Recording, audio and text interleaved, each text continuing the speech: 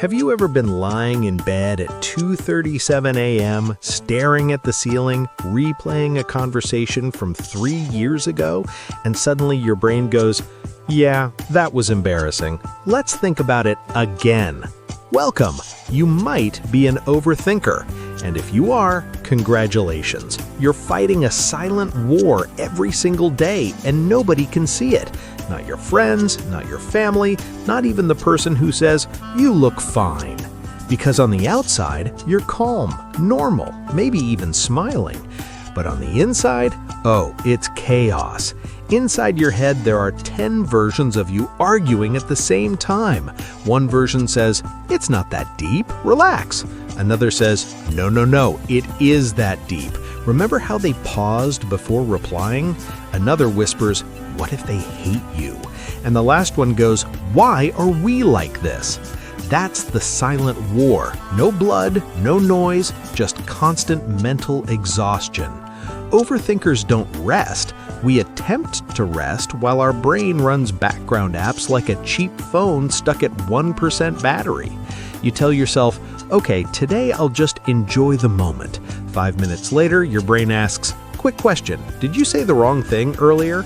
And just like that, peace is gone.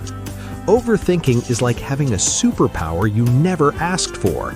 You notice everything, tone changes, body language, that one-word reply that felt a little too dry. Someone texts okay instead of okay, and your brain writes a full Netflix series about it. Are they mad? Did I do something wrong? Should I apologize? For what? I don't know, but something feels off. Meanwhile, the other person is just busy eating chips. That's the painful part. Overthinkers feel deeply in a world that moves quickly. Your brain is always preparing for danger that doesn't exist. It's like having an overprotective security guard in your head who treats every small moment like a threat. Don't get too excited. Don't trust too fast. Don't speak too much. What if this ends badly? So you analyze, you replay, you imagine outcomes that never happen. And then people say, "Why do you think so much?" As if it's a switch you can just turn off.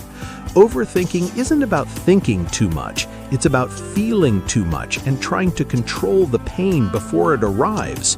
Overthinkers don't want drama, we want peace. That's the irony. We think so much because we want things to go right. We don't want to hurt people. We don't want to be misunderstood. We don't want to lose what matters. So we double-check everything. Words, actions, memories. And yes, it's exhausting. Sometimes overthinking looks like silence. You don't speak, not because you don't care, but because you're choosing the safest version of yourself. Sometimes it looks like distance, not because you don't want connection, but because your mind is tired of being hurt. And sometimes it looks like laughter, because joking is easier than explaining the mess in your head. Here's the part nobody talks about. Overthinkers are strong, not loud strong, not obvious strong, quiet strong. Because it takes strength to fight your own mind every day and still show up. It takes strength to feel everything deeply and still be kind. It takes strength to care in a world that tells you not to. And no, overthinkers don't need someone to fix them. They don't need advice like, "Just don't think about it." What they need is safety, reassurance, and consistency. They need people who say what they mean, who don't play mind games, who understand that silence doesn't always mean peace. If you're an overthinker watching this, let this be clear. You're not broken. You're not weak. You're not too much. Your mind learned to be alert because at some point it had to be. But this war doesn't have to control your life forever. Not by forcing your thoughts to stop, not by fighting yourself, but by learning to pause, to breathe, to remind yourself that not every thought is a fact. Sometimes the story in your head is just that, a story. You don't need to win every argument in your mind. You don't need to predict every ending. Some peace comes from trusting that you'll handle things when they happen, not before.